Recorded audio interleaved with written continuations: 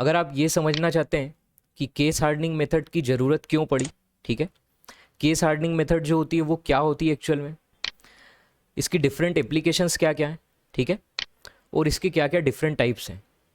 तो आज की इस वीडियो में इन सारे क्वेश्चंस के आंसर मिलने वाले हैं और इन क्वेश्चन के आंसर अपन कुछ एनिमेशंस की हेल्प से देखेंगे।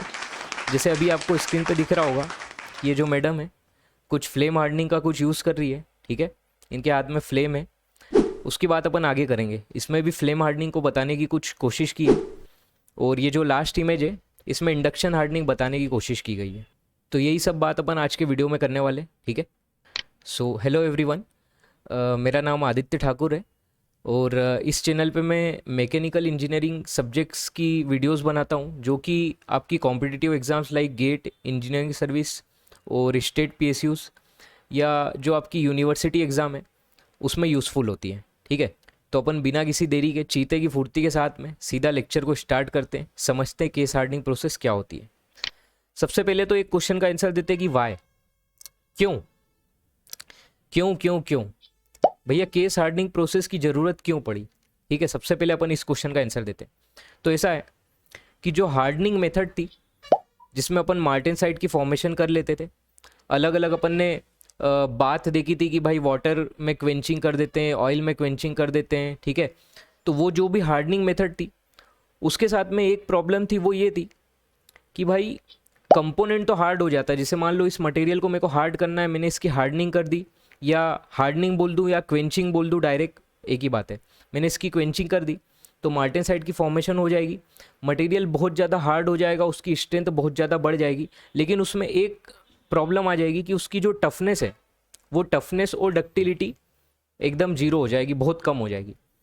तो कुछ सर्टेन एप्लीकेशंस होती है जिसमें अपन क्या चाहते हैं, जिसमें अपन ये चाहते हैं कि मटेरियल में उसकी सरफेस जो है वो हार्ड हो, ठीक, सरफेस हार्ड हो, लेकिन जो अंदर मटेरियल है उसमें टफनेस और डक्टिलिटी भी मौजूद हो, ठीक। तो उस केस में भाई जहाँ जहाँ अपने को ऐसी रिक्वायरमेंट है उस जगह अपन कंपोनेंट की क्या करने वाले भाई, अरे क्या करने वाले भाई, अपन उसकी केस हार्डनिंग या सरफेस हार्डनिंग करने वाले। नाम से ही समझ आ रहा होगा सरफेस हार्डनिंग क्यों बोला, क्योंकि सिर्फ सरफेस की प्रॉपर्टीज़ आप चेंज करने वाले हो, ठीक है। वही यहाँ पे लिखा हुआ है कि many application alteration of only surface properties of part are desirable since part made by hardening lacks the necessary toughness. ये था रीज़न भाई कि केस हार्डनिंग या सरफेस हार्डनिंग की ज़रूरत क्यों पड़ी, ठीक है। अब देखो अपन नेक्स्ट क्वेश्चन का आंसर ढूंढते हैं कि वॉट मतलब क्या, मतलब केस हार्डनिंग प्रोसेस क्या होती है। तो कुछ नहीं यार, शुरू में ही मैंने बता दिया कि अपन क्या करेंगे, सरफेस की जो प्रॉपर्टीज़ है, जैसे मान लो ये एक मेटेलिक सिलेंडर था, इस सिलेंडर की सरफेस की प्रॉपर्टीज़ अपने को चेंज करना है। अब सरफेस की प्रॉपर्टीज़ क्या हो सकती है, रेजिस्टेंस अगेन इंडेंटेशन, या फिर फटिग रेजिस्टेंस, या फिर वियर रेजिस्टेंस। ये सारी प्रॉपर्टीज़ हो गई सरफेस की प्रॉपर्टीज़। तो इनको अगर चेंज करना है तो अपन क्या करने वाले हैं, केस हार्डनिंग करने वाले, ठीक है। एक वर्ड यहाँ पे यूज़ हुआ है कि ये लोकलाइज्ड हीट ट्रीटमेंट मेथड है, ठीक है। लोकलाइज्ड हीट ट्रीटमेंट इसलिए इसको बोला है क्योंकि जैसे मान लो अभी ये इस सिलेंडर की बात करें तो अगर मैं इसकी केस हार्डनिंग करूँगा तो जो इसकी सिर्फ आउटर सरफेस है, ठीक, उस सरफेस की प्रॉपर्टी ही चेंज होने वाली है। अगर आप बल्क में देखो तो बल्क में प्रॉपर्टीज़ जो है मटेरियल के अंदर, सिलेंडर के अंदर बल्क में बात करें तो वहाँ पे प्रॉपर्टीज़ में कोई चेंज नहीं आने वाला है। इसलिए अपन बोल सकते हैं कि हार्डनेस ग्रेडियंट एग्जिस्ट कर रहा है। हार्डनेस ग्रेडियंट एग्जिस्ट कर रहा है मतलब ऐसे समझो, सरफेस पे हार्डनेस ज़्यादा थी क्योंकि उसकी केस हार्डनिंग कर दी, लेकिन जैसे जैसे तुम अंदर जाओगे, डेप्थ में जाओगे, वैसे वैसे हार्डनेस कम होती जा रही है क्योंकि तुमने अंदर के जो मटेरियल है उससे कोई छेड़खानी नहीं की है, ठीक है। तो हार्डनेस ग्रेडियंट एग्जिस्ट कर रहा है, that's why this heat treatment is known as localised heat treatment, ठीक है। तो ये बात भी ध्यान रखना कि केस हार्डनिंग जो है वो क्या होती है, लोकलाइज्ड हीट ट्रीटमेंट होती है, ठीक है। कैसे करते हैं, तो ऐसा है, it is done by heating the steel in atmosphere containing elements such as carbon, nitrogen, boron that alters the composition, microstructure and properties of surface. अभी अपन अलग अलग मेथड्स देखेंगे केस हार्डनिंग की। उन मेथड में अगर फ्लेम हार्डनिंग और इंडक्शन हार्डनिंग को छोड़ दें तो बाकी प्रोसेस के लिए ये डेफिनेशन लिखी हुई है कि बाकी सारी प्रोसेस में क्या करोगे कि जैसे मान लो ये कंपोनेंट था, इस कंपोनेंट की केस हार्डनिंग करना है तो इसको आप एक ऐसे एटमॉस्फेयर में रखोगे जिस एटमॉस्फेयर में कार्बन, नाइट्रोजन या बोरॉन ऐसे कंपोनेंट प्रेजेंट होंगे, ठीक है। अब वो हो सकता है सॉलिड फॉर्म में हो सकता है गैसियस फॉर्म में हो, या हो सकता है लिक्विड फॉर्म में हो। फिर तुम क्या करोगे, उस कंपोनेंट को ऐसे एटमॉस्फेयर में रखोगे, गर्म कर दोगे, उसके बाद में अगर रिक्वायर्ड हुआ तो उसकी क्वेंचिंग कर देंगे, अगर नहीं हुआ तो नहीं करेंगे, ठीक। इस तरीके से क्या होगा कि जब ऐसे एटमॉस्फेयर में रखोगे तो ये जो कार्बन, नाइट्रोजन या बोरोन था वो इसकी सरफेस में, आउटर सरफेस में डिफ्यूज़ हो जाएगा, इस सरफेस में चिपक जाएगा, पहुंच जाएगा अंदर, और मटेरियल की हार्डनेस इंक्रीज हो जाएगी, ठीक है। समझ में आया कैसे परफॉर्म की जा रही है। अब देखो अपन इसकी कुछ एप्लीकेशंस देखते हैं कि कहाँ कहाँ पे केस हार्डनिंग का यूज़ हो रहा है, ठीक है। तो सबसे पहली एप्लीकेशन तो है बियरिंग, ठीक। जो बियरिंग होती है, बियरिंग की केस हार्डनिंग की जाती है, ठीक है।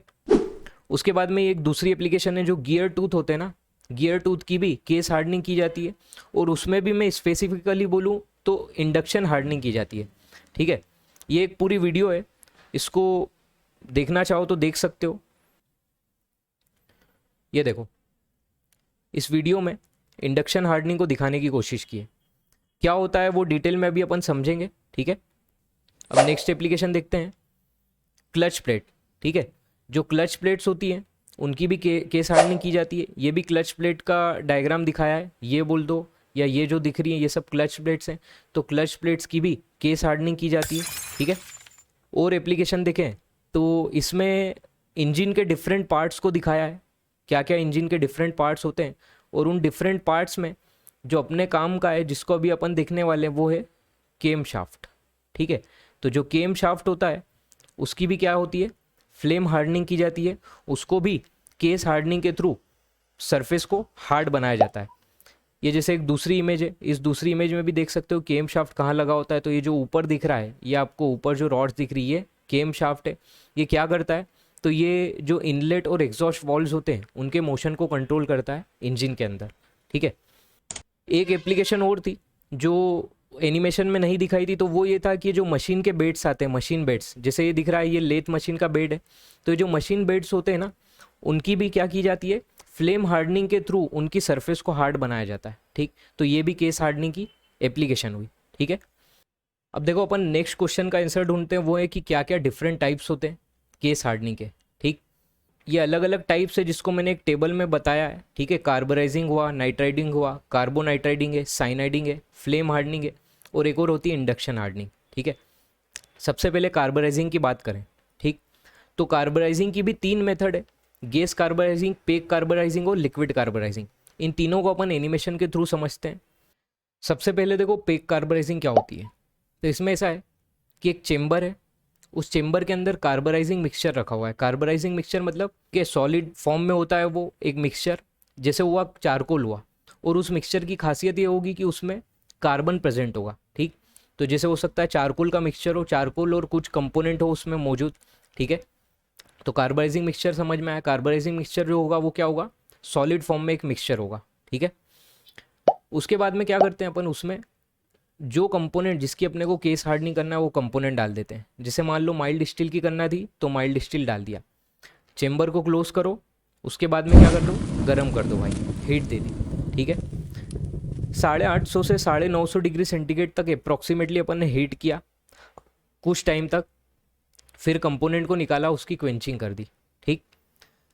क्वेंचिंग करने के बाद में क्या होगा कि जो कंपोनेंट की जो सरफेस थी, ठीक, जैसे मान लो ये सिलेंडर था, मेटेलिक सिलेंडर, इसकी तुमको क्वेंचिंग करना है, केस हार्डनिंग करना है, तो ये पहले तो मैंने इस कार्बोराइजिंग मिक्सचर के अंदर इसको डाला, फिर गर्म किया, कुछ टाइम तक रखा, फिर उसको बाहर निकाला, क्वेंच कर दिया।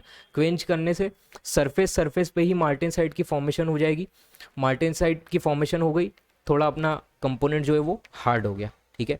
ये तो मैंने ये शुरू में ही बता दिया था कि जब कार्बोराइजिंग मिक्सचर में तुम गर्म कर रहे हो तो क्या हो रहा था कि इस मिक्सचर में से कार्बन निकल के इस माइल्ड स्टील के अंदर जा रहेगा, ठीक है।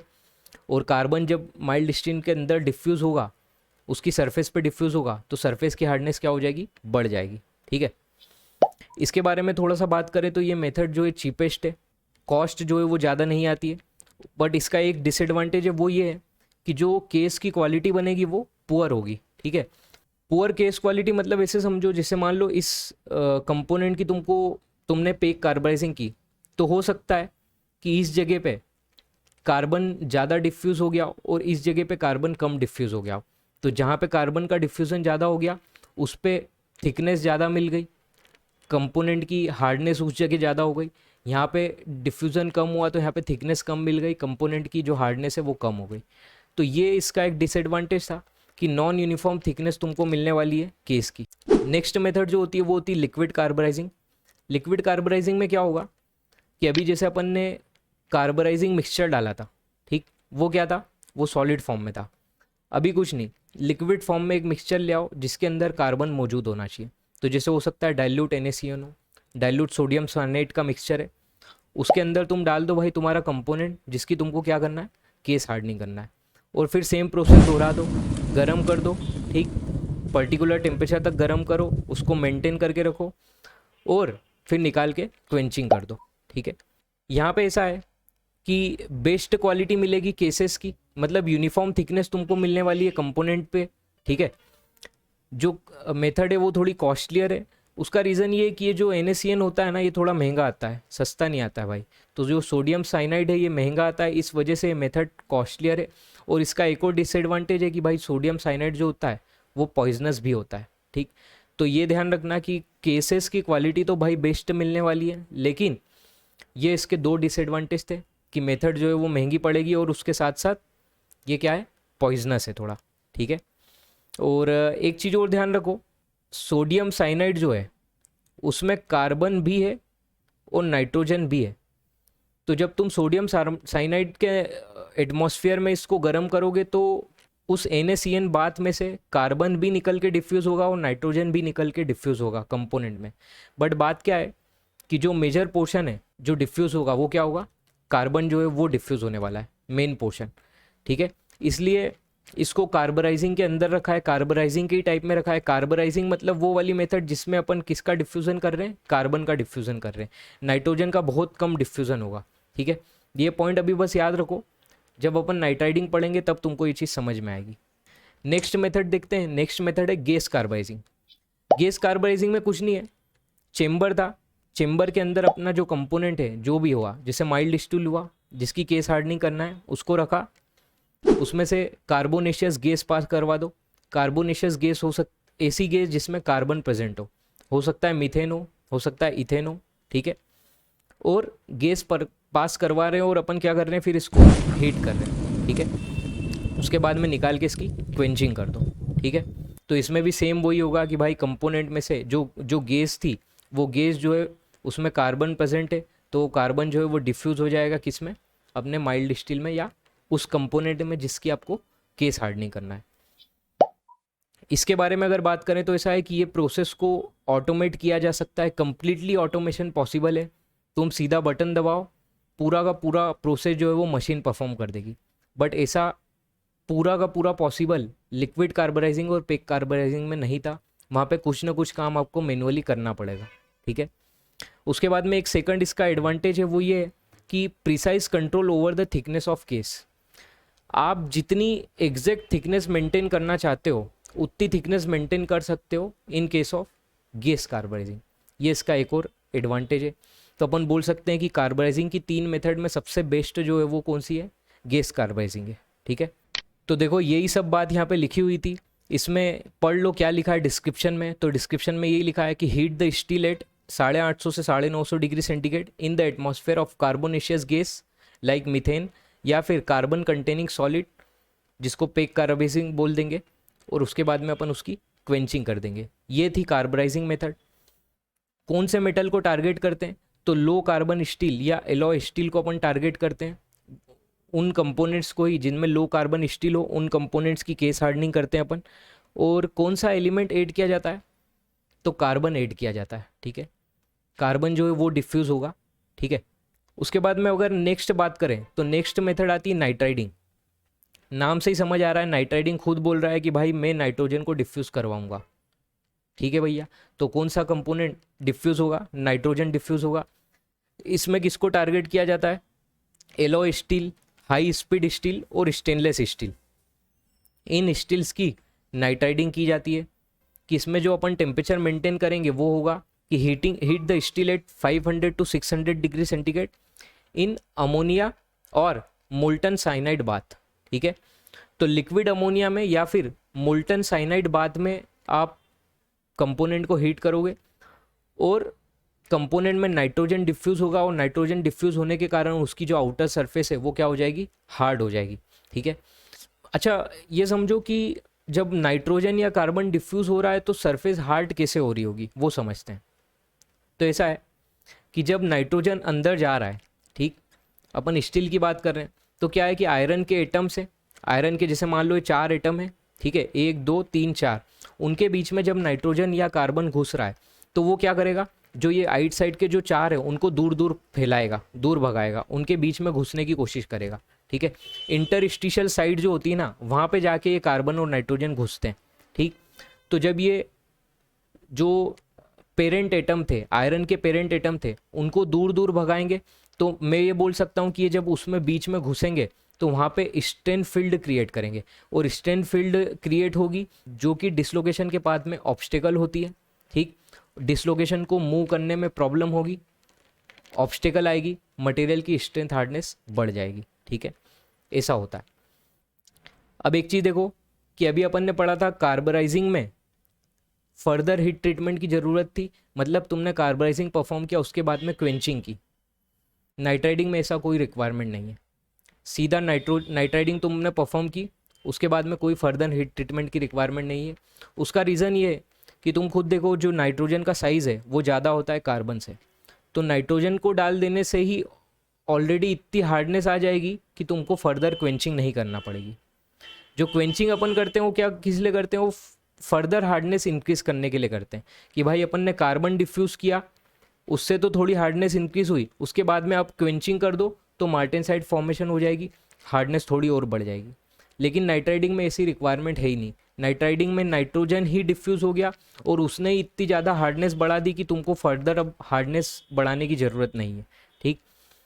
एक पॉइंट और था नाइट्राइडिंग का, वो यहाँ पे लिखा हुआ है कि इट प्रोड्यूसेस हार्डेस्ट केस, मतलब जो केस बनेंगे उनकी जो हार्डनेस होगी वो सबसे ज़्यादा होगी दूसरी जितनी भी केस हार्डनिंग मेथड्स हैं उनके कंपैरिजन में, ठीक है। एक ये पॉइंट याद रखना। उसके बाद में नेक्स्ट मेथड आती है वो है कार्बोनाइट्राइडिंग। अब ये कार्बोनाइट्राइडिंग भी भाई नाम से समझ आ रहा है कि इसमें कार्बन और नाइट्रोजन दोनों है, ठीक। तो अच्छा एक पॉइंट और था वो यहाँ पे रह गया था, वो ये था कि भाई नाइट्राइडिंग में तुमने बोला कि मोल्टन साइनाइड बाथ, मतलब वही NaCN बाथ के अंदर तुम जो है वो मटेरियल को हीट करोगे। किसी के दिमाग में क्वेश्चन आ सकता है कि सर यहाँ पे भी NaCN बाथ है और ये लिक्विड कार्बराइजिंग अभी पड़ा, यहाँ पे भी NaCN बाथ था, तो दोनों में डिफरेंस क्या हुआ। डिफरेंस ये हुआ कि वहाँ पे अपन ने डाइल्यूट NaCN बाथ यूज़ किया था और वहाँ पे जो मेजर कंपोनेंट जो कि डिफ्यूज़ हो रहा था वो क्या था, कार्बन था। यहाँ पे तुम कंसनट्रेटेड साइनाइड बात है, ठीक है, और जो मेजर कंपोनेंट जो डिफ्यूज़ होगा वो क्या है, नाइट्रोजन है। ये बात ध्यान रखना, ये था difference between nitriding and liquid carbonizing, ठीक है। नेक्स्ट अपन देखते हैं कार्बोनाइट्राइडिंग। कार्बोनाइट्राइडिंग में नाम से समझ आ रहा है कार्बन और नाइट्रोजन इन दोनों का डिफ्यूज़न होने वाला है भाई कंपोनेंट में। यहाँ पे टारगेट अपन कर रहे हैं लो कार्बन स्टील को। ये चीज़ तुम समझ सकते हो कि जब भी अपन कार्बन के डिफ्यूज़न की बात करेंगे तो लो कार्बन स्टील तो आएगा ही आएगा। अरे उसमें ऑलरेडी कार्बन का अमाउंट लो है, ठीक, तो अब तुमको उसकी अगर हार्डनेस बढ़ाना है तो एक काम करो ना, बाहर से और कार्बन ऐड कर दो, ठीक। जैसे जैसे कार्बन ऐड होता है वैसे वैसे हार्डनेस इंक्रीज होती है, ये सब बात अपन पहले ही कर चुके हैं, ठीक है। आयरन कार्बन डायग्राम में होता है ना कि सबसे पहले तो स्टील होता है, फिर स्टील से धीरे धीरे बढ़ते हैं कास्ट आयरन की तरफ पढ़ते हैं, 6.67% कार्बन वो हार्डेस्ट कंपोनेंट बना देता है, ठीक है। तो जैसे जैसे कार्बन का परसेंटेज इंक्रीज होगा वैसे वैसे हार्डनेस बढ़ती जाएगी, ठीक है। तो कार्बोनाइट्राइडिंग में अपन कार्बन और नाइट्रोजन का डिफ्यूजन कर रहे हैं, मतलब इसमें क्या होगा कि अमोनिया भी है, मतलब ऐसा कंपोनेंट है जिसमें नाइट्रोजन भी है, और एक ऐसा कंपोनेंट है जिसमें कार्बन भी है। तो अमोनिया प्लस कोई कार्बोनेशियस गैस होगी, जैसे इथेन हो सकती है या मीथेन हो सकती है, उसको पास कराया और उस एटमॉस्फेयर में 700 से 800 डिग्री सेंटीग्रेड तक हीट कर दिया, टेम्परेचर थोड़ी देर मेंटेन किया, उसके बाद में क्वेंचिंग कर दी, ठीक। उसके बाद में नेक्स्ट आती है साइनाइडिंग। साइनाइडिंग में क्या है कि लो कार्बन स्टील को टारगेट किया और यहाँ पे भी कार्बन, यहाँ पे कार्बन और नाइट्रोजन दोनों का डिफ्यूज़न हो रहा है। इसमें ये करना है कि स्टील को हीट किया 760 टू 845 डिग्री सेंटीग्रेड पे in the bath of sodium cyanide and certain amount of salt. तो इसमें क्या है, approximately same amount of carbon और सेम अमाउंट ऑफ नाइट्रोजन जो है वो डिफ्यूज़ होगा कंपोनेंट के अंदर। ये थी साइनाइडिंग मेथड, ठीक है। अब देखो जो नेक्स्ट मेथड है वो है फ्लेम हार्डनिंग और एक इंडक्शन हार्डनिंग। इन दो मेथड में कोई भी कंपोनेंट का डिफ्यूज़न नहीं होने वाला है। जैसे लिखा है यहाँ पे, कोई कंपोनेंट डिफ्यूज़ होगा या ऐड होगा, नहीं, नन। क्या होती है ये मेथड कि surface heated with oxy acetylene torch and then quench with water spray, ठीक है। इसको अपन सीधा एनिमेशन के थ्रू समझते हैं। पहले एक ये चीज़ ध्यान रखो कि ये किनको फोकस करती है, तो मीडियम और हाई कार्बन स्टील और कास्ट आयरन के लिए की जाती है। देखो अभी तक अपन सब लो कार्बन स्टील की बात कर रहे थे, ठीक। अब जब अपने को मीडियम या हाई कार्बन स्टील को टारगेट करना है या कास्ट आयरन को टारगेट करना है, मतलब जिनमें कार्बन ऑलरेडी हाई अमाउंट में प्रेजेंट है, तो उस केस में तुम फ्लेम हार्डनिंग या इंडक्शन हार्डनिंग का यूज़ करोगे, ठीक है। अब तुम खुद सोचो, अगर मान लो हाई कार्बन स्टील है, मतलब जैसे मान लो ये कंपोनेंट था हाई कार्बन स्टील का, इसमें कार्बन जो है ऑलरेडी ज़्यादा अमाउंट में, तो अब तुम अगर इसको किसी कार्बन वाले एटमॉस्फेयर में रख के गर्म करोगे भी, तब भी कार्बन डिफ्यूज़ होगा ही नहीं बाहर से। अरे ऑलरेडी इसमें हाई अमाउंट ऑफ कार्बन है ना, तो बाहर से कोई डिफ्यूज़न पॉसिबल ही नहीं है। डिफ्यूज़न तभी होगा ना, हाई कंसंट्रेशन से लो कंसंट्रेशन की तरफ होता है ना डिफ्यूज़न, ठीक। तो जब ये लो कार्बन स्टील वाला हो कंपोनेंट होगा, तभी इसमें बाहर से कार्बन का डिफ्यूज़न किया जा सकता है, ठीक है। तो ये समझ आया कि फ्लेम हार्डनिंग में टारगेट किसको करते हैं अपन, मीडियम हाई कार्बन स्टील और कास्ट आयरन्स को। क्या होती है इसको अपन थोड़ा एनिमेशन के थ्रू देखते हैं। ये देखो, जैसे इस सेकंड इमेज को देखो, इसमें फ्लेम हार्डनिंग दिखाने की कोशिश की है। फ्लेम हार्डनिंग में कुछ नहीं, ये स्टील की रॉड थी, उस स्टील रॉड को ऑक्सी एसिटिलीन टॉर्च है उसकी हेल्प से आप गर्म कर रहे हो, और उसके बाद में क्या करोगे, इसकी क्वेंचिंग कर दोगे भाई, ठीक है। ये जो फर्स्ट इमेज है, फर्स्ट वाली GIF, इसमें भी ये जो मैडम है, इस मैडम के पास में ऑक्सी एसिटिलीन टॉर्च है। ऑल दो ये मैडम इसका यूज़ विलन को डराने में कर रही होंगी, बट अपने को इसका मैकेनिकल इंजीनियर है, अपने को एक इसका यूज़ ये भी समझ आया कि भाई इसका यूज़ अपन कहाँ कर सकते हैं, फ्लेम हार्डनिंग में करते हैं। तो इस मेथड के थ्रू कौन कौन से कंपोनेंट को हिट किया जाता है, जैसे केम शाफ्ट हुआ, मशीन के बेड्स हुए, मैंने लेथ बेड दिखाया था, लेथ का बेड हुआ, या और भी जो मशीन के बेड्स होते हैं उन सबको फ्लेम हार्डनिंग के थ्रू हार्डन किया जाता है। केम शाफ्ट को भी फ्लेम हार्डनिंग के थ्रू हार्डन किया जाता है, ठीक है। अब देखो नेक्स्ट अपन देखते हैं इंडक्शन हार्डनिंग।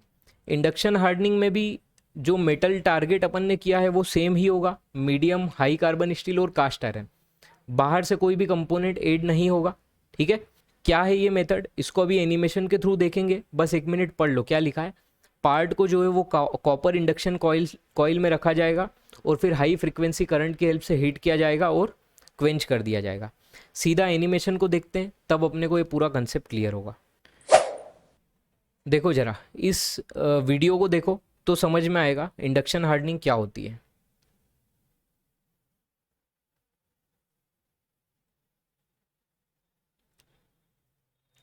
इसमें क्या किया था, इसमें ये था कि ये कॉपर इंडक्शन कॉइल थी, ठीक। उस कॉपर कॉइल में अपन ने गियर टूथ रखा हुआ था, ठीक है। और इस कॉपर कॉइल में high frequency alternating current flow कराया। उस हाई फ्रीक्वेंसी अल्टरनेटिंग करंट के कारण अल्टरनेटिंग मैग्नेटिक फील्ड प्रोड्यूस हुई, एसी मैग्नेटिक फील्ड प्रोड्यूस हुई, जिसकी इंटेंसिटी जो है वो कंटिन्यूसली चेंजिंग है। उस वजह से जब कंडक्टर को एसी मैग्नेटिक फील्ड में रखा, कंडक्टर मतलब अपना हुआ गियर टूथ, उसको जब एसी मैग्नेटिक फील्ड में रखा तो उस कंडक्टर में एडी करंट की फॉर्मेशन हो गई, ठीक। और उन एडी करंट ने मटेरियल में हीट प्रोड्यूस की और मटेरियल की जो सरफेस थी वो क्या हो गई, हार्ड हो गई, ठीक है। तो समझ में आया, जो गियर का जो टूथ था, सिर्फ टूथ पे ही तुमको दिख रहा है, उसका कलर चेंज हुआ, वो ज़्यादा हीटअप हो गया, ठीक है, और उसकी केस हार्डनिंग हो गई, ठीक है। एक बार और फिर से चला देते, देखना चाहो तो।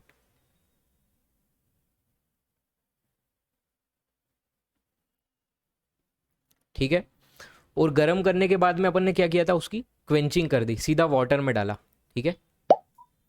ये एक और इमेज है, इस GIF में भी सेम चीज़ दिखाने की कोशिश की है कि कॉपर कॉइल के थ्रू उस गियर टूथ की केस हार्डनिंग की और फिर सीधा उसको क्वेंच कर दिया, ठीक है। तो यहाँ पे तुम देखो किसी कंपोनेंट को तुम ऐड नहीं कर रहे हो, यहाँ पे बस अपन कॉपर कॉइल की हेल्प से, मतलब करंट की हेल्प से अपन एडी करंट प्रोड्यूस करवा रहे हैं, मटेरियल को हीट कर रहे हैं और फिर सीधा क्वेंच कर दे रहे हैं। ये था इंडक्शन हार्डनिंग का कंप्लीट कंसेप्ट। और अगर इस मेथड के बारे में बात करें तो ऐसा इंडक्शन हार्डनिंग जो होती है वो फास्टेस्ट मेथड है केस हार्डनिंग की। सबसे तेज़ी से अगर आप बात करो, अगर आप सबसे तेज़ी से केस हार्डनिंग करना चाहते हो तो आप क्या करोगे, इंडक्शन हार्डनिंग करोगे। और एक और इसका एडवांटेज है कि ये हाईली लोकलाइज्ड मेथड है। तुम खुद देखो कि ये जो गियर टूथ थे, सिर्फ टूथ पे ही तुमको दिख रहा है कि हीट पहुंच रही है, ठीक, मतलब एकदम लोकल, जिस जगह पे तुम चाह रहे हो कि भाई मैं चाह रहा हूँ कि सिर्फ इस टूथ पे ही पहुँचे, तो तुम वैसी कॉपर कॉइल डिज़ाइन करो और उसमें कंपोनेंट को माउंट करो, तो कंपोनेंट की सिर्फ वही सरफेस पे एडी करंट प्रोड्यूस होगी और कंपोनेंट वहाँ पे गर्म हो जाएगा और वहाँ पे कंपोनेंट की हार्डनेस बढ़ेगी। मतलब अपन बोल सकते हैं कि ये हाईली लोकलाइज्ड मेथड है। तो इसके दो एडवांटेज है, एक तो फास्टेस्ट हुई और एक हुई हाईली लोकलाइज्ड, ठीक है। एक डिसएडवांटेज इसका था वो ये था कि तुमको कंपोनेंट के हिसाब से तुमको कॉपर कॉइल डिज़ाइन करना पड़ेगी। जैसे अभी तुमको दिख रहा है, मान लो एक गियर टूथ का साइज़ जो है वो कम ज़्यादा हुआ, बड़ा टूथ हो गया, तो फिर तुमको दूसरी कॉइल लाना पड़ेगी, ठीक है। तो एक ये डिसएडवांटेज था कि भाई यहाँ पे तुमको साइज़ के हिसाब से जो तुम्हारा इंडक्शन कॉइल है, कॉपर कॉइल है, उसको भी चेंज करना पड़ेगा, ठीक। तो ये थी कंप्लीट डिटेल केस हार्डनिंग के बारे में, ठीक है। और अगर आप हार्डनिंग के बारे में और डिटेल में समझना चाहते हो तो इस वीडियो को जाके ज़रूर देखना। इस वीडियो में मैंने मार्टेनसाइट फॉर्मेशन के बारे में बताया है, परलाइट क्या होता है, बेनाइट क्या होता है और हार्डनिंग की डिफरेंट प्रोसेस जो होती है उन सबको डिस्कस किया है। अब मैं आपसे इस वीडियो में मिलता हूँ, ठीक है। और एट द एंड ऐसा है कि भाई पढ़ाई वढ़ाई तो ठीक है, काम भी चलते रहेगा, पर अपने को क्या है, खुश रहना चाहिए, ठीक है। जो भी आप काम कर रहे हो, काम करते करते एंजॉय करो, खुश रहोगे तो काम अच्छा होते जाएगा। और बाकी परेशानियां तो भाई सबके साथ आती है, बट क्या है, अपने को परेशानियों को इसके कॉन्फिडेंस के जैसा झेलना है। ये जो बच्चा है, जैसा इसका कॉन्फिडेंस है, बस इस कॉन्फिडेंस से अपने को सारी परेशानियों को झेलना है। अब अपन मिलते हैं सीधे नेक्स्ट वीडियो में, तब तक के लिए बाय बाय, टेक केयर, खुश रहो, मस्त रहो।